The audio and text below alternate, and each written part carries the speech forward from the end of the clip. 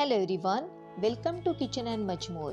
आज आपण पाहणार आहोत ढाब्यावरचा अख्खा मसुरा. ही एकमेव अशी रेसिपी आहे ज्यामध्ये अजिबात मसाले वापरले जात नाहीत आणि त्याची चव ठरते त्याच्या शिजण्यावर. असा बनवायला अतिशय सोपा आणि चवीला अप्रतिम असा अख्खा मसुरा आज आपण पाहणार आहोत. चला तर मग रेसिपीला सुरुवात करूयात. इथे मी 1 वाटी इतका अख्खा मसुरा घेतला होता. त्याला 3 ते 4 वेळा स्वच्छ पाण्यानं धुवून घेतलेला आहे आणि रात्रभर पाण्यामध्ये भिजत देखील ठेवलेला आहे. तुमच्याकडे वेळ नसेल तर 3 ते 4 तास तरी त्याला भिजत ठेवा. तर 1 वाटी आपण अख्खा मसुरा घेतला तर त्यासाठी साधारणपणे 3 वाटी हा कांदा घ्यावा लागतो. इथे मी 3 वाटी कांदा बारीक कापून घेतलेला आहे. कांद्याचं प्रमाण हे मसुराच्या भाजीमध्ये थोडं जास्त घ्यावं लागतं. इथे घेतलेला आहे घरगुती मसाला. मसाल्याचे प्रमाण तुम्ही तुमच्या आवडीप्रमाणे कमी जास्त करू शकता. अर्धा चमचा जिरं, साधारण 7 ते 8 पाकळ्या लसणाच्या या बारीक कापून घेतलेल्या आहेत.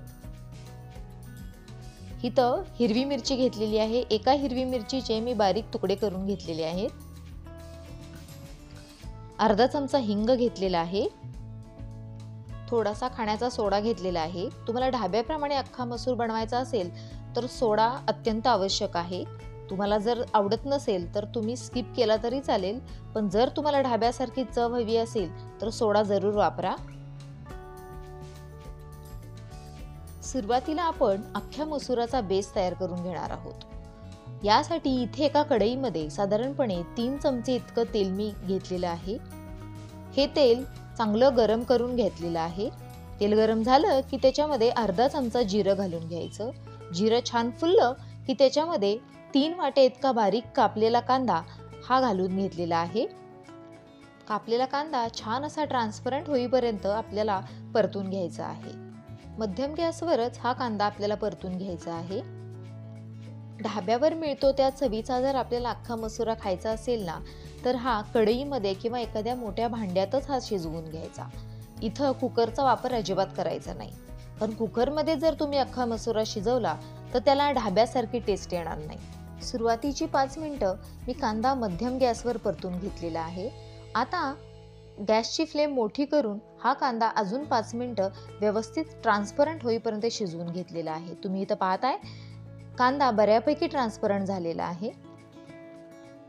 कांदा शिजायला मला साधारणपणे 10 मिनिटं लागली. सुरुवातीची 5 मिनिटं मध्यम गॅसवर आणि नंतरची 5 मिनिटं ही मोठ्या गॅसवर मी कांदा परतून घेतलेला आहे. आता यामध्ये आपल्याला घालायचा आहे खाण्याचा सोडा. प्रत्येक ढाब्यामध्ये अख्खा मसुरामध्ये कांदा भाजताना खाण्याचा सोडा घातला जातो. यामुळे या कांद्याला विशिष्ट अशी चव तर येतेच आणि मसुराला देखील खूप छान अशी चव येते. सोड्यामुळे कांद्याचा रंग पिवळसर येतो. यामुळे कांदा एकदम हलका फुलका होतो. तुम्ही इथं पाहताय आपण परतत असलेल्या कांद्याला देखील हलका असा पिवळसर रंग आलेला आहे. तुम्हाला अख्खा मसुरा बनवताना सोडा घालायचा नसेल तर तुम्ही नाही घातला तरी चालेल, पण कांदा मात्र खूप चांगला मऊ होईपर्यंत शिजवून घ्यायचा आहे. तुम्ही इथं पाहताय सोडा घातल्यानंतर साधारणपणे 2 ते 3 मिनिटं हा कांदा मी छान असा परत परतून घेतलेला आहे. आता याच्यामध्ये घालायचा आहे आपला घरगुती मसाला. तुम्ही तुमच्या आवडीप्रमाणे मसाल्याचे प्रमाण कमी जास्त करू शकता. अख्ख्या मसुरामध्ये कुठलाही एक्स्ट्रा मसाला घातला जात नाही. इथे मी साधारण 4 चमचे इतका घरगुती मसाला घातलेला आहे. हा मसाला त्या कांद्यासोबत व्यवस्थित परतून घ्यायचा आहे. या मसाल्याला तेल सुटेपर्यंत हा कांदा परतून घ्यायचा आहे.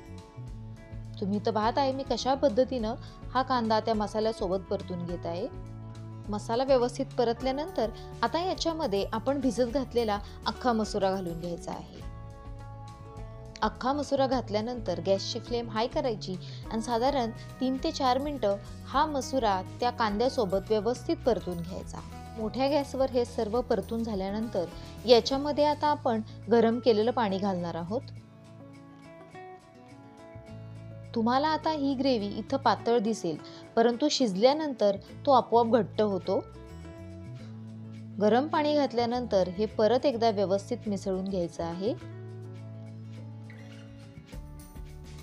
आता तुम्ही याच्यामध्ये चवीनुसार मीठ घालून घ्यायचं आहे. मीठ घातल्यानंतर परत एकदा मिक्स करून याला एक चांगली उकळी काढून घ्यायची. इथे मसुराला चांगली खळखळून उकळी येऊ द्यायची आहे।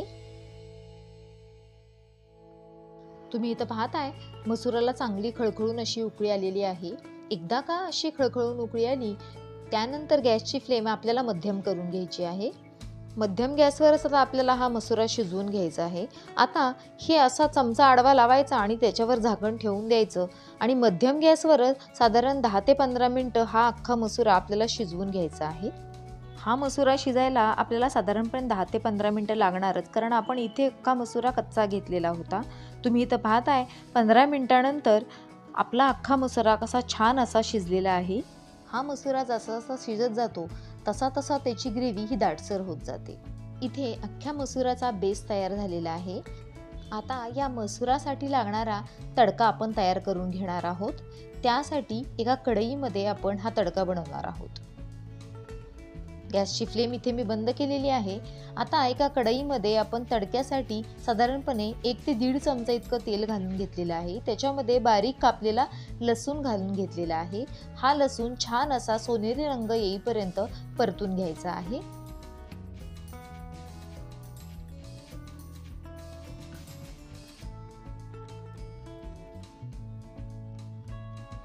लसूण छान परतला की इथे याच्यामध्ये आपण बारीक चिरलेली हिरवी मिरची घालून घेणार आहोत। ती देखील या लसणासोबत छान अशी परतून घ्यायची आहे।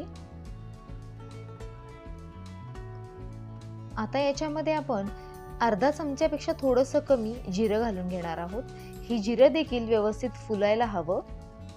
जिरं एकदा फुललं की त्याच्यामध्ये आपण थोडीशी बेडगी मिरची पावडर घालून घ्यायची आहे। ती देखील या फोडणीमध्ये परतून घ्यायची आहे।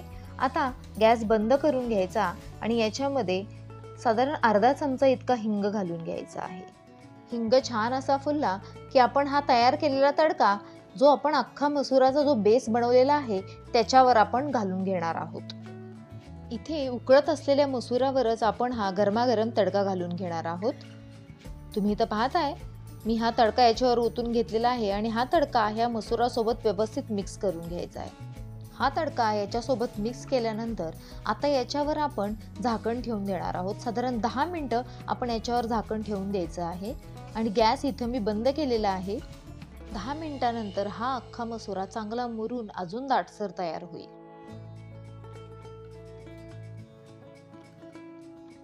इथे 10 मिनिटं झालेली आहेत। 10 मिनिटांनंतर पहा किती छान असा अख्खा मसुरा तयार झालेला आहे।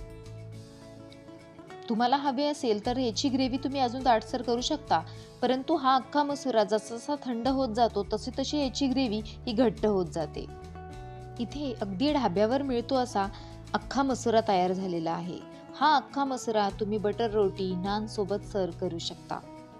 ही इस्लामपूरच्या अख्ख्या मसुराची रेसिपी तुम्हाला कशी वाटली हे मला कमेंट बॉक्समध्ये नक्की सांगा। व्हिडिओ आवडला असेल तर लाईक करा, जास्तीत जास्त शेअर करा आणि माझ्या किचन अँड मच मोर या चॅनलला सबस्क्राईब करा। धन्यवाद।